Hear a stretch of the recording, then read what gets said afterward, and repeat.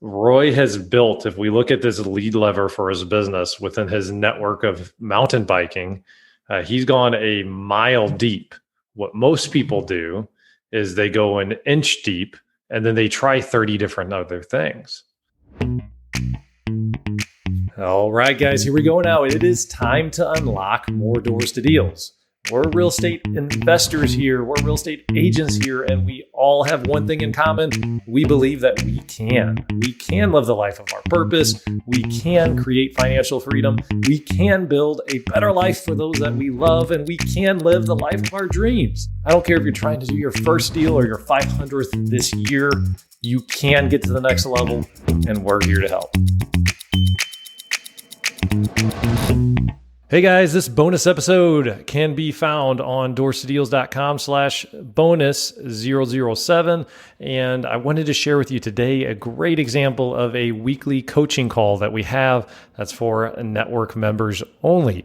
I felt like sharing this with you would help you touch and feel kind of everything that we have on the inside of our members only group. In this coaching call, you never know what you're going to get. Sometimes they're more question based, other times they're more discussion based. And we have some members that like to kind of be flies on the wall, and we have other members that really like to contribute and kind of just kind of start talking shop. You're going to notice in this one that Roy and I kind of start talking a lot about networking for deals, and Roy shares with how he found his last rental property, how that ended up working and how that went down, and also shares some tips and strategies on how he's built his agent business to really an amazing company as well, and how both of those can kind of go hand in hand. So whether you're starting out, or been doing this for quite a while, there's a tremendous amount of great content in here, and I know you're going to enjoy it. So again, it's on doorstodeals.com/bonus007 if you want access to the show notes and everything on this episode as well. I probably needed to talk to you. I had gotten with faster funding, so I got money, credit lined up there too. So just really trying to get prepared for 2021, I would say definitely. We have an option there for you too, for sure, man. Absolutely. Yeah.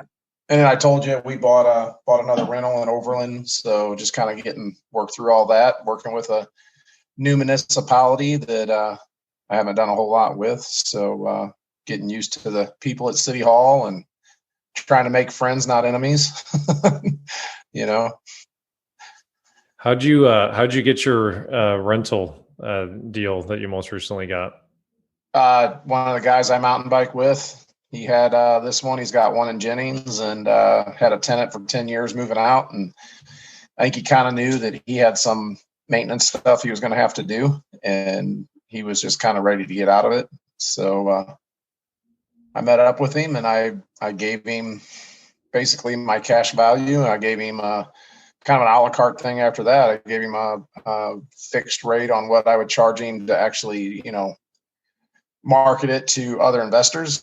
And then if that didn't work, I gave him a fixed rate of what it would be if I marketed on Maris traditionally. And he thought about it for about 2 hours, called me back, and jumped on my cash offer. So that's actually a sweet idea, because you just put it on the Deal Hub with your contact info on there and everything. Yeah, biggest issue with that is the new statuses with Maris, right? And how we try to manage and deal with that. Because you can't really market it if you put withheld. So Deal Hub, we okayed it with our broker. And the reason why they're okay with the Deal Hub is because it's a private website. It's not a public facing website where you have to have an account. You have to be logged in to get access to it. So it's completely okay to kind of leverage that and use that. But I think it's a little gray area, because for me, being a licensed realtor with a different brokerage, then I'm marketing outside of my brokerage. Oh, yeah. Whereas you can market it with inside your brokerage, but when you market it outside, obviously they have to police it, and I don't think that they have actively people out there like they do in municipalities driving around to make sure they've got code enforcement going on, but, could still be a violation. Yeah. Okay, everything with your broker. Public service Yeah. announcement. So you got it through networking. Yeah. So networking really works. It's interesting, guys. So like, um, our kind of like my like lead generation, marketing, system development, are kind of some of the things that I've done over in my career, quite a bit. And it seems like no matter what we do, however many hundreds of thousands of dollars we've spent on lead generation, networking still is 65 to 85%, depending on the year of the deals that we do. Just kind of, it fluctuates because, maybe you get a marketing lead that you buy 10 houses from or something like that. So like, there's a little bit of wiggle room in the range there, but networking is a big deal. And I know, Chuck, I know you're kind of working on networking quite a bit as well. I don't know. Did you hear that Roy got his last rental through networking with a mountain biking friend? I don't know if you heard that, Chuck, or not, but what are you what are you guys doing right now to kind of like lead generate and network? What else is going on that's working for y'all?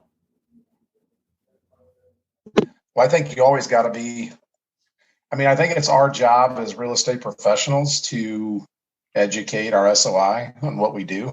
I hear too many times, even agents that within our own brokerage, that they had somebody that built a new construction home, friend, family member, and that person just didn't know that they could do that.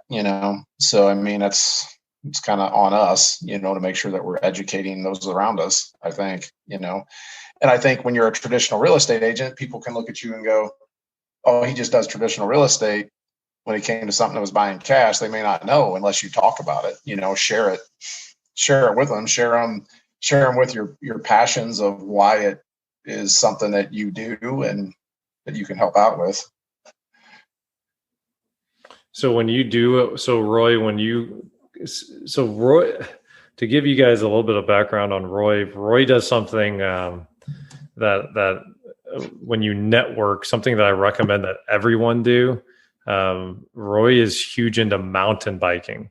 So if y'all have a hobby that you really, really like, then you can get into groups. Like, so he's in mountain biking groups, and when you have like 10+ year relationships through this hobby of mountain biking, that you have that in common with people.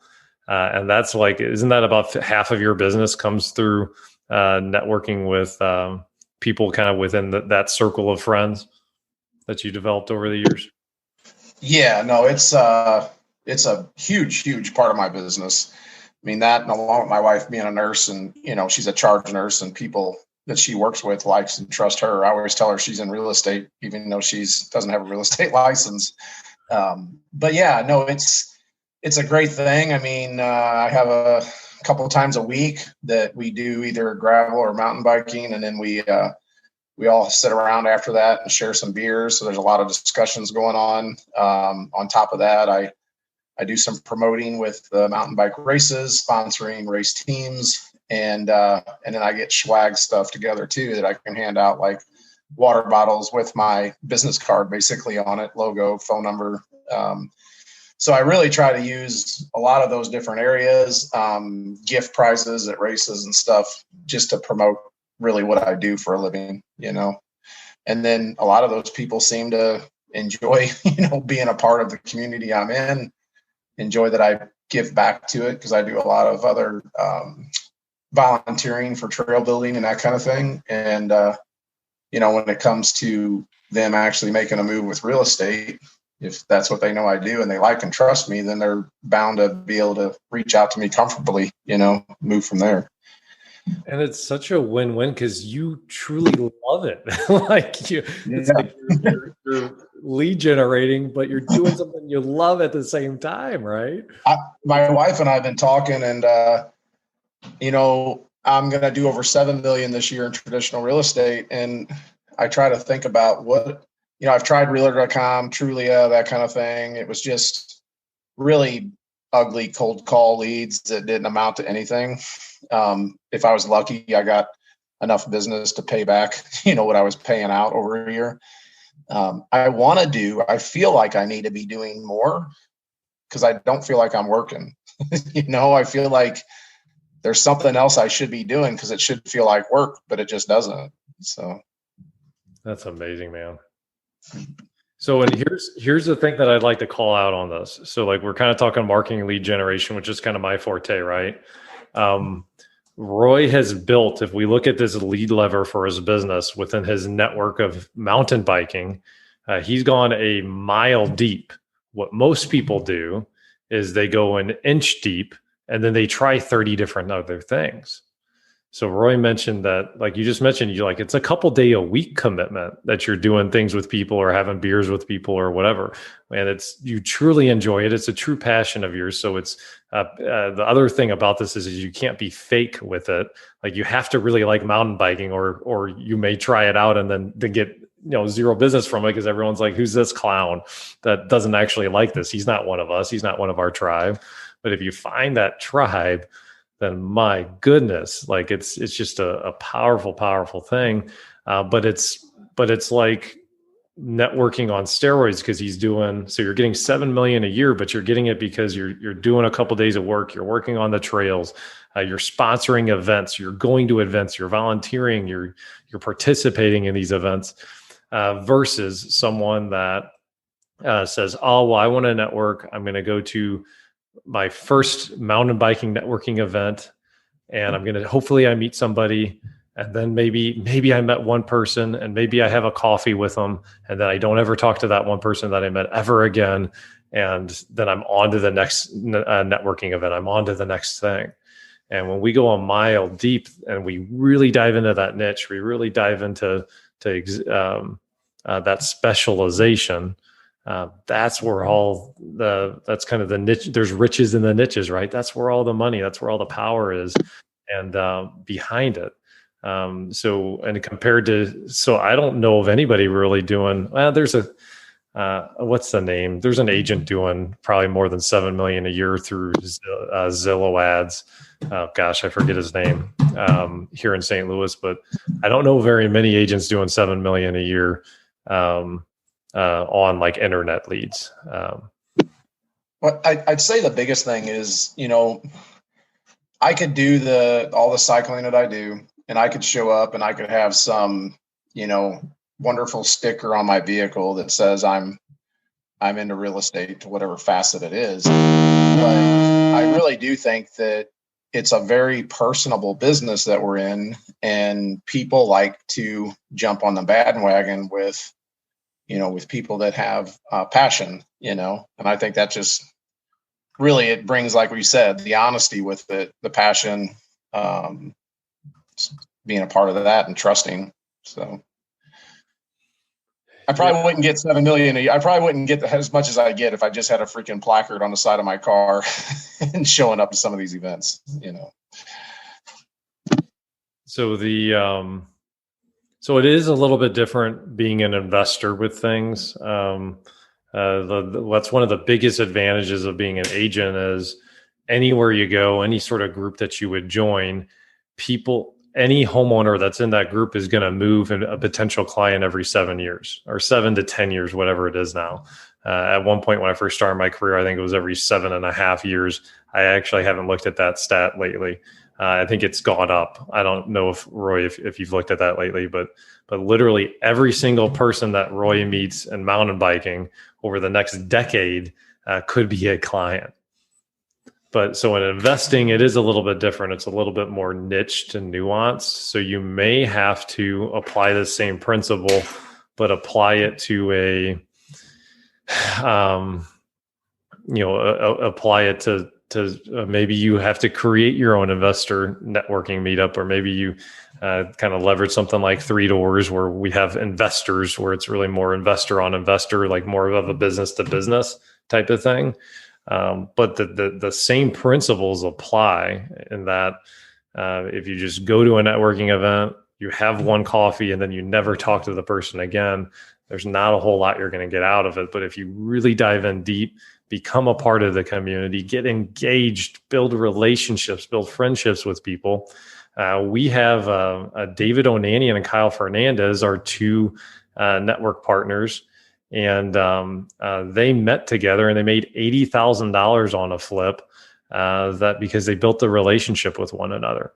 It was 2019, I think, is when they did that. But it started because of the connection. It started because of the relationship, and I can't wait for this whole COVID thing to kind of settle down, because we have to get our happy hours back, because that was like a huge part of connecting and building relationships with people. We haven't been able to do it.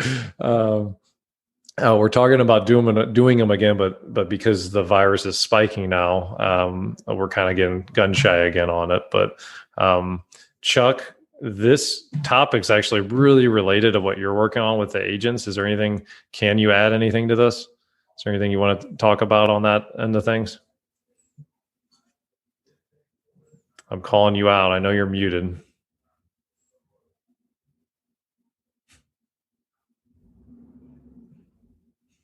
Oh, Chuck. Oh, man. Well, what else do you guys want to talk about? Kay, you got anything? Yeah, I was actually wondering, so I see people, I'm interested in kind of creating a rental portfolio at some point. Okay. And I'm kind of wondering, how do you know you're ready to take the plunge, or how do you know how, sorry, the little one's kind of loud. But how do you know when you're ready to add properties? Do you get to a certain amount of cash that you have? Yeah. Do you get up to a certain cash flow or a certain amount of reserves before you realize? Because some people go really slow, and some people, seems like they go a mile a minute, and it's good. I know it's kind of like a risk thing, where's your appetite? But I don't know. I was just kind of thinking about that. So this is one of the things that I love about America. I love it. I love it. Any type of scenario like this, I don't think people really understand. If a fish is in water, I don't think you understand how amazing it is to live in America, right? So as entrepreneurs, you see this white blank piece of paper. This is what the world is. I can create whatever the heck I want. Okay. So you say, well, when is the right time to buy a rental? It's in every market, and it's always okay to do long-term. And even if you don't have a single penny to your name, you can still buy rentals. What I mean by that is a white blank piece of paper. Okay. Is it responsible and safe for you to buy a rental if you do not have a penny in your bank account? Probably not. You probably do want some savings. However, I can buy a rental. The first rental property that I ever bought, I didn't have a penny to my name.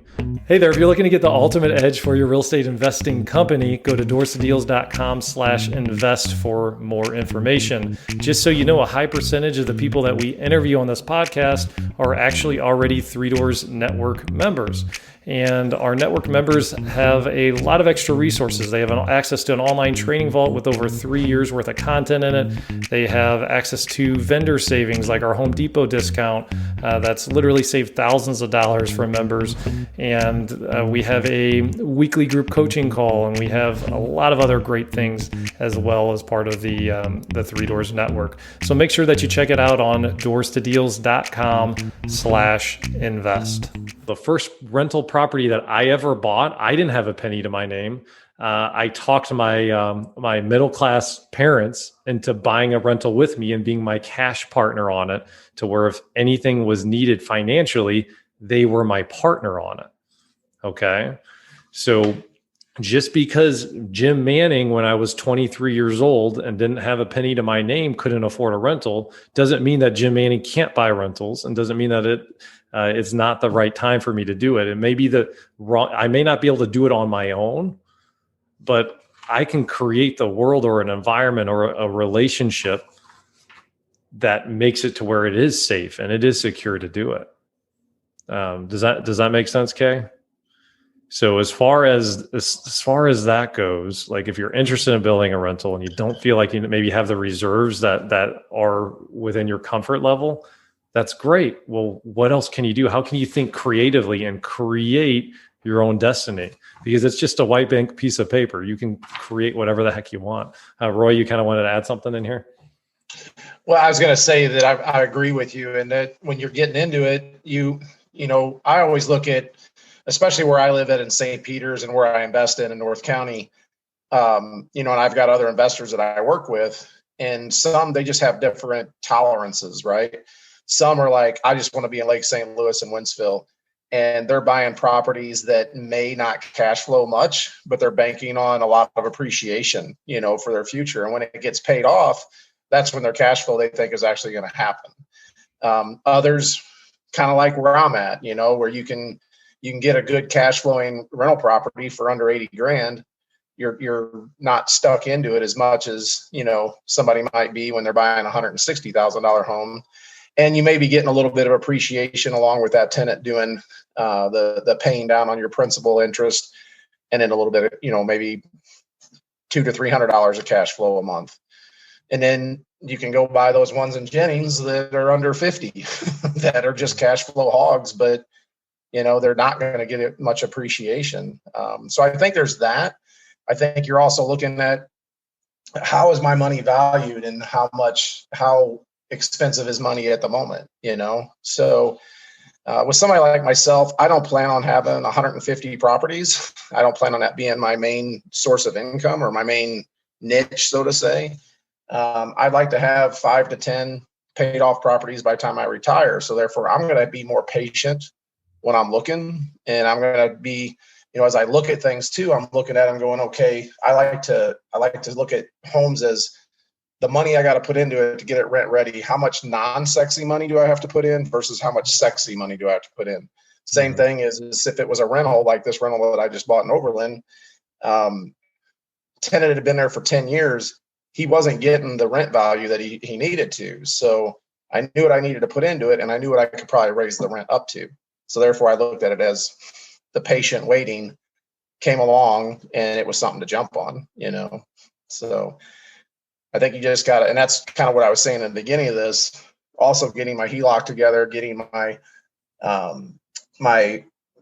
money along with the hard money lending that I can have together, is all things that I'm getting prepared for when those good deals do raise their head at me. I can react and jump on them as needed, and burn them out. I know you have a different thought too, Jim. I mean, I talk about, burning out things, trying to get my cash out. You talk about getting them paid off sooner, so it's like that blank page you're saying. It's whatever fits you. And here's the cool thing is and so here's the interesting thing is, like, the beauty to it is that all of it works. There's not a wrong strategy on, you could buy cash flowing $30,000 rentals. You could buy $300,000 rentals that don't cash flow at all because you want the long-term appreciation.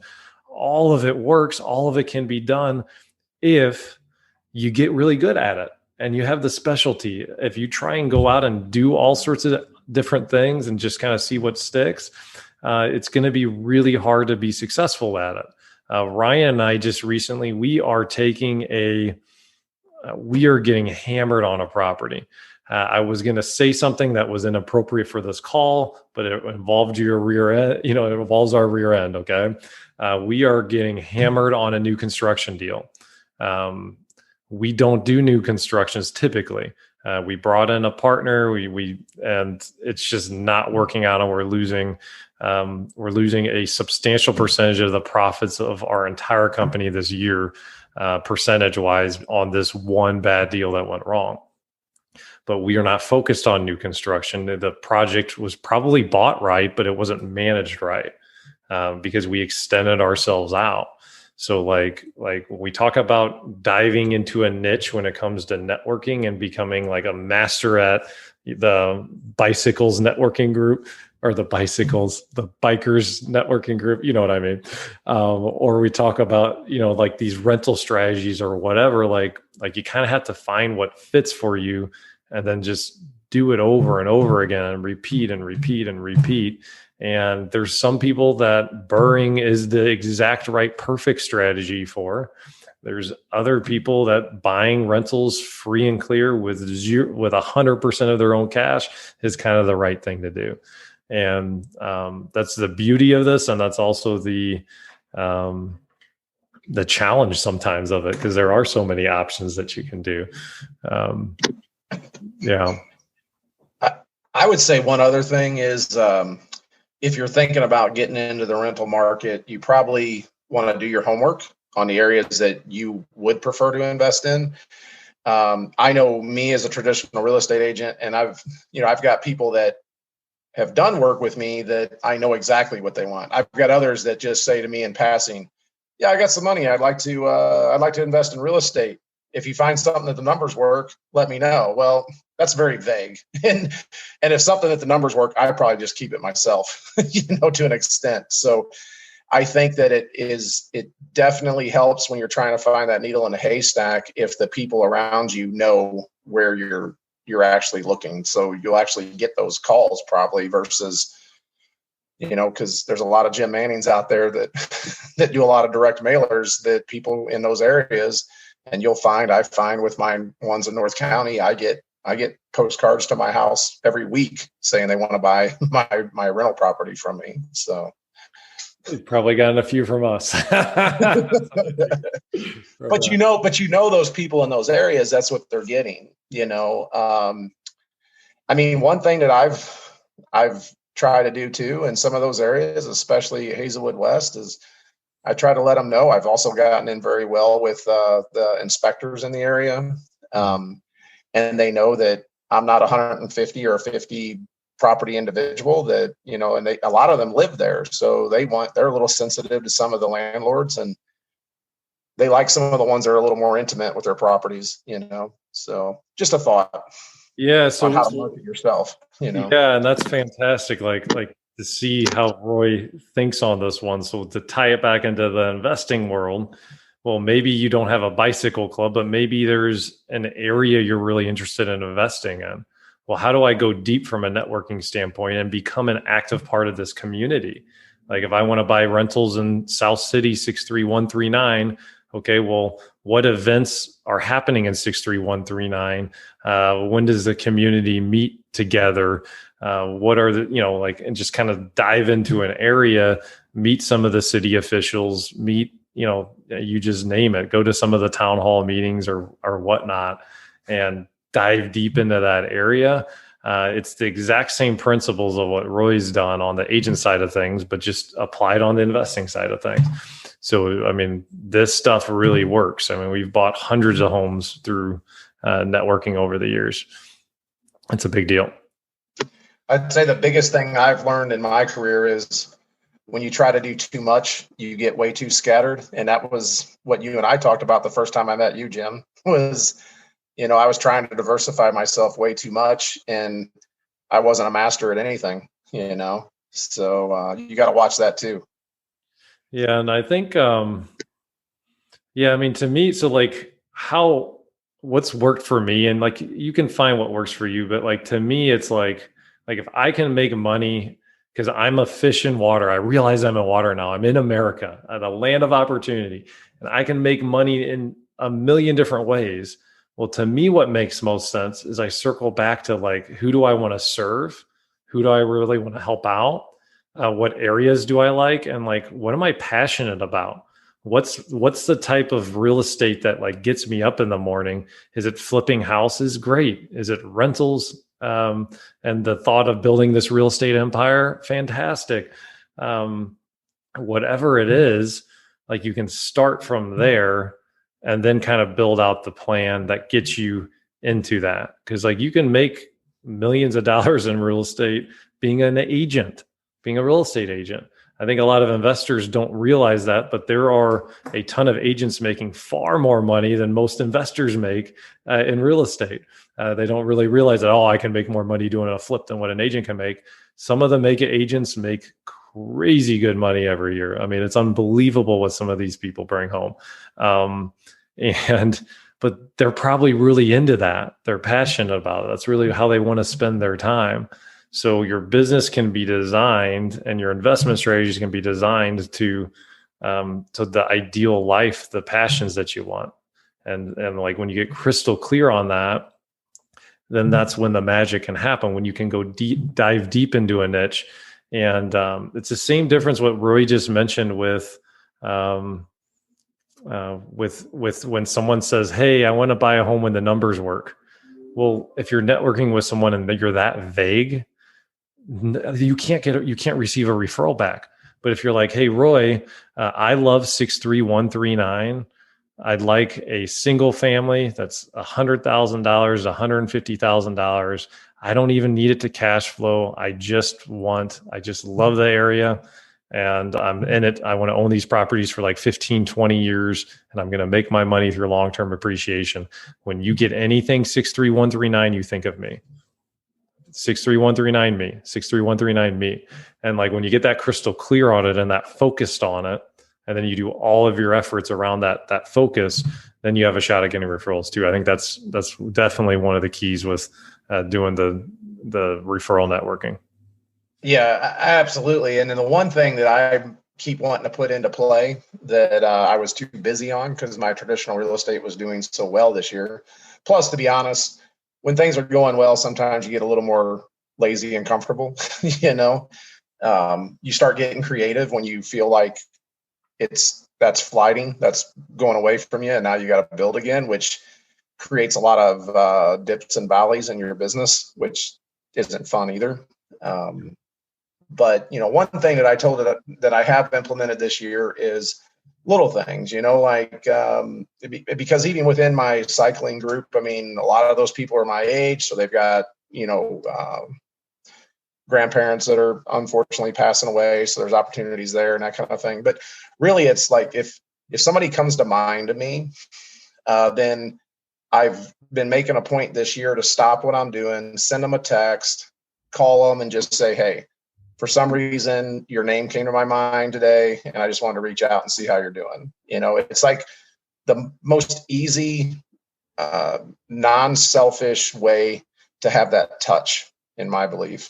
And it's really come around. I've been doing it for a year now, and I've gotten people that I've done it to say, that's one thing good about you, Roy, and which it isn't. I've just been implementing it, right? But they had it happen to them once or twice, and now they think that I'm just this, which I try to be a great guy. We're all humans, but now they're like, you are one of the only ones that I know would actually do that, and it's awesome.